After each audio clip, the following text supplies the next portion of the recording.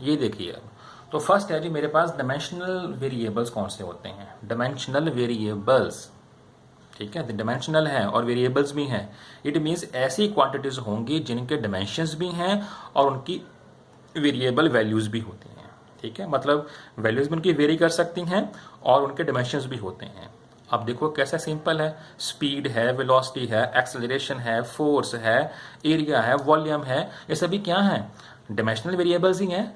इनके डायमेंशन सबके भी हैं और इनकी वैल्यू वेरी भी कर सकती हैं। नाउ भाई area can very, volume can very, velocity can very, force can very, very मतलब चेंज, ठीक है जी।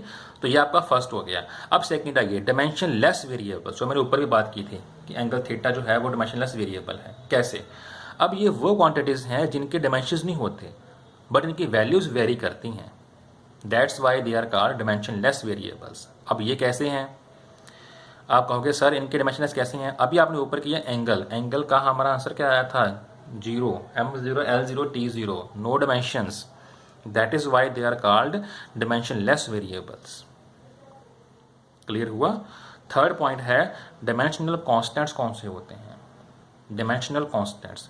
अब हाँ सॉरी, इनकी हमने एग्जाम्पल छोड़ दीजिए। एग्जाम्पल कौन सी होगी इनकी, एंगल जो हमने अभी ऊपर कर ली, स्ट्रेन, स्ट्रेन बीच में एक है, हाँ, जब आप फर्स्ट 20 करोगे ना तो उसमें स्ट्रेन आ जाएगा।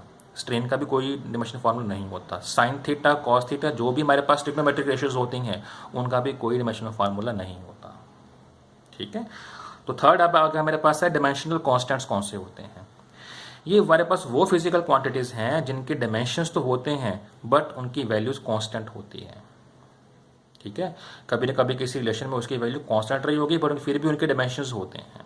जैसे कि मैंने बताया था ना, बीच बीच में आपको कुछ इंपॉर्टेंट कांस्टेंट्स आएंगे, तो ये उनकी बात हो रही है जो डायमेंशनल कांस्टेंट्स होते हैं। जैसे कि ग्रेविटेशनल कांस्टेंट, याद कीजिए क्लास 9th में जब मैंने आपको बताया था कि जो फोर्स होती है वो प्रोडक्ट ऑफ द मास और इनवर्सली होती है स्क्वायर ऑफ डिस्टेंस।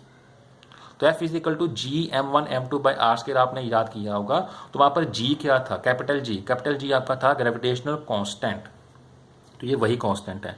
इसका डायमेंशनल फार्मूला भी होता है और ये कांस्टेंट वैल्यू होती है। नेक्स्ट है प्लैंक्स कांस्टेंट, ये भी है E is equal to h nu, यहाँ पर फॉर्मूला हम सीखेंगे, यहाँ पर जो H है वो प्लैंक्स कांस्टेंट है।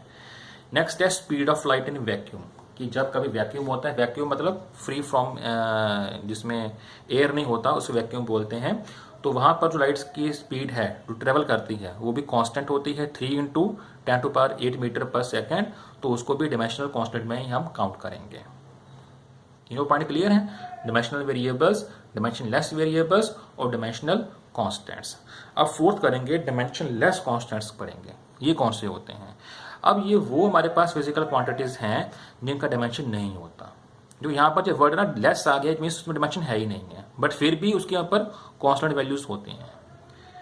वो तो काफी इजी, जैसे पाई हो गया, मैथ्स पढ़ते हो, पाई है ना, ई मतलब एक्सपोनेंशियल वैल्यू होती है, और जितने भी प्योर नंबर्स होते हैं उन सब का डायमेंशन भी फॉर्मूला भी नहीं होता, और बट वो कांस्टेंट वैल्यूज को लेकर चलते हैं। तो ये चार वो डेफिनेशंस थी जो हमने अभी सीखी हैं before doing the it's applications.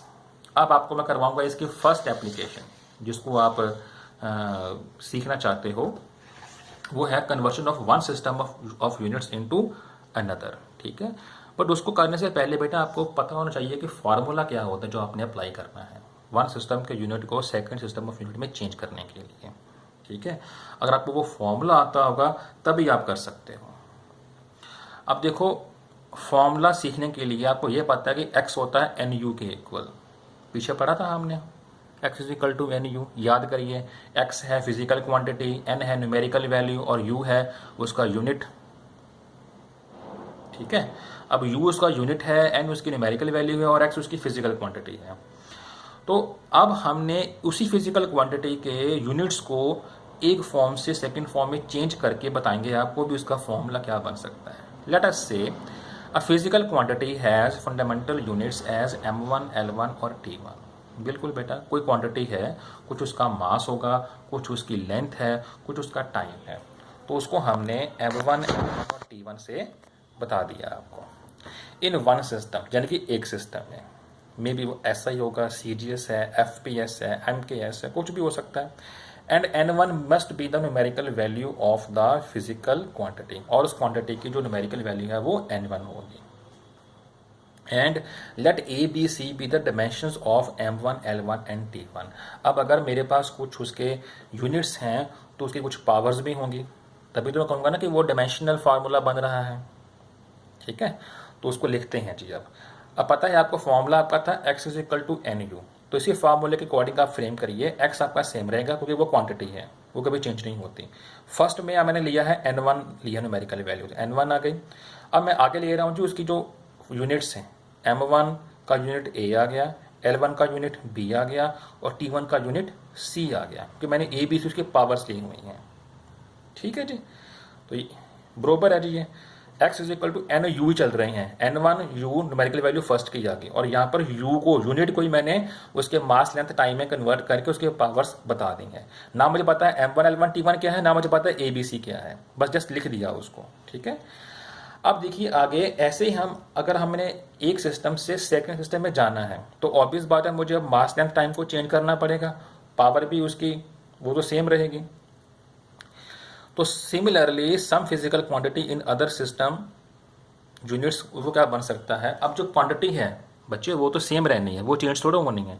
हाँ, उसकी जो न्यूमेरिकल वैल्यू है वो चेंज हो सकती है, क्योंकि मैंने बताया था आपको अगर यूनिट छोटा होगा तो न्यूमेरिकल वैल्यू ज़्यादा होती है, तो वैल्यू मतलब चेंज होगी। ठीक है, तो सेकंड यूनिट में मास क्या आया आपका m2, लेंथ आई l2 और टाइम क्या आ गया t2। जो पावर्स हैं उसकी वो सेम रहेंगी a b and c power, क्योंकि फिजिकल क्वांटिटी की जो पावर होती है वो कभी चेंज नहीं होता, पावर सेम रहता है उसका।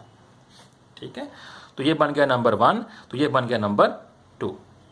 अब हम दोनों को कंपेयर करेंगे और कंपेयर करके एक रिजल्ट पे पहुंचेंगे।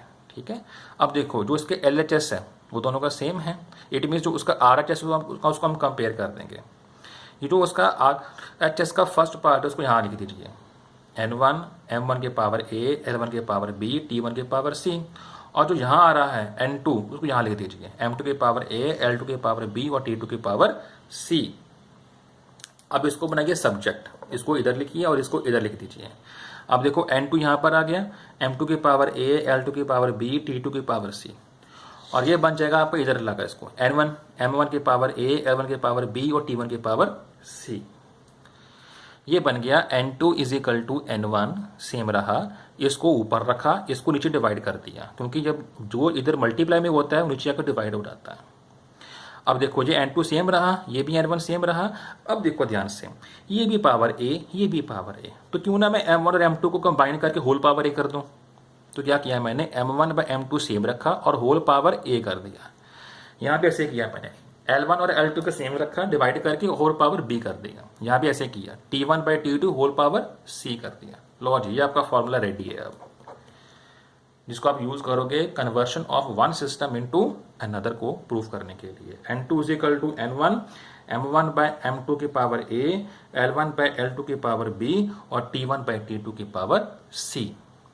ठीक है जी, अब आपको मैं नेक्स्ट वीडियो में एक एग्जाम्पल दूंगा और उसके बाद आपको मैंने 4 एग्जाम्पल खुद सॉल्व करने के लिए दी हुई हैं बच्चे। ठीक है, अगर मैंने करी है तो बीच में आपको भी इन्वॉल्व करूंगा। ठीक है जी, ओके बेटा।